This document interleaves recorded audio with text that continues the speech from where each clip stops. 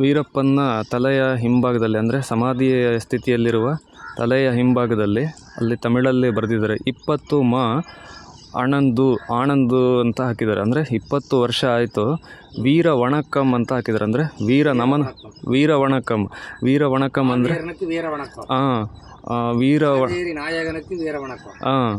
ಕಾವೇರಿ ನಾಯಕನಕ್ಕೆ ವೀರ ವಣಕ್ಕಂ ಅಂದರೆ ಕಾವೇರಿ ನಾಯಕನಿಗೆ ವೀರ ನಮನಗಳು ಅಂತ ತಮಿಳಲ್ಲಿ ಹಾಕಿದ್ದಾರೆ.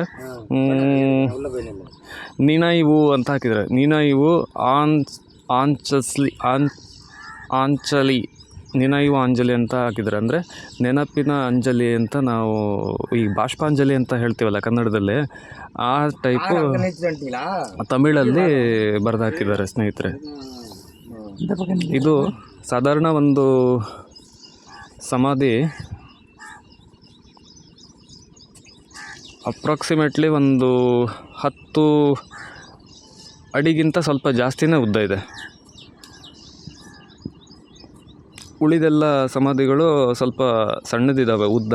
ಇವರ ಒಂದು ಸಮಾಧಿ ಇಲ್ಲಿ 10 ಅಡಿಗಿಂತ ಜಾಸ್ತಿನೇ ಇದ್ದಾವೆ.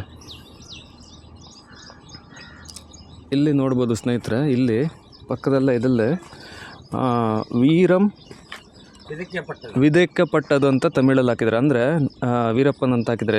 ಇಲ್ಲಿ ವೀರಪ್ಪನ್ ಅಂತ ಹಾಕಿದೆ. ಇಲ್ಲಿ ವೀರಂ ವಿದೈಕ್ಕಪಟ್ಟದು ಅಂದರೆ ವೀರತನ ಅನ್ನೋದು ವಿದಾಯ ಹೇಳ್ತು ಅಂತ, ವೀರತನ ಅನ್ನೋದು ವಿದಾಯ ಹೇಳ್ತು ಅಂತ ತಮಿಳಲ್ಲಿ ಹಾಕಿದ್ದಾರೆ. ವೀರಂ ವಿದೈಕ್ಕಪಟ್ಟದು ಅಂದರೆ ನಮ್ಮಲ್ಲಿ ವೀರ ಮರಣ ಹೊಂದಿದ್ರು ಅಂತೀವಲ್ಲ, ಹಾಗೆಯೇ ಇಲ್ಲಿ ವೀರಂ ವಿದೈಕ್ಕಪಟ್ಟದು ಅಂಥೇಳಿ ತಮಿಳಲ್ಲಿ ಹಾಕಿದ್ದಾರೆ. ನೋಡಿ ಸ್ನೇಹಿತರೆ, ಇದು ವೀರಪ್ಪನ ಸಮಾಧಿ.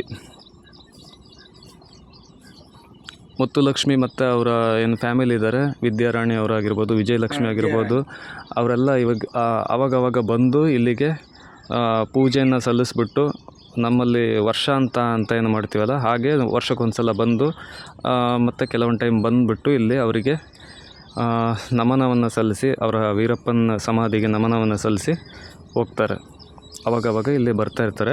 ತುಂಬ ವಿಸಿಟರ್ಸ್ಗಳು ಕೂಡ ಇಲ್ಲಿಗೆ ಬಂದು ಈ ಒಂದು ಸಮಾಧಿಯನ್ನು ದರ್ಶನವನ್ನು ಮಾಡ್ಕೊಂಡು ಹೋಗ್ತಾರೆ. ಬಂದಾಗೆಲ್ಲ ಇಲ್ಲಿ ಕರ್ಪೂರವನ್ನು ಬೆಳಗಿ ಊದ್ಬತ್ತಿ ಎಲ್ಲ ಬೆಳಗಿ ಹೋಗ್ತಾರೆ. ವೀರ ವಣಕ್ಕಂ ಅಂತ ಹಾಕಿದ್ದಾರೆ ನೋಡಿ. ವೀರ ನಮನಗಳು. ಮಾವೀರನ್ ಅಂದರೆ ನಮ್ಮ ವೀರ ಅಂಥೇಳಿ.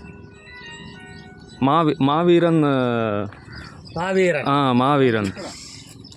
மாவீரனுக்கு வீர வணக்கம். ಮಾವೀರನಕ್ಕೆ ವೀರ, ನಮ್ಮ ವೀರನಿಗೆ ವೀರ ನಮನಗಳು ಕನ್ನಡದಲ್ಲಿ.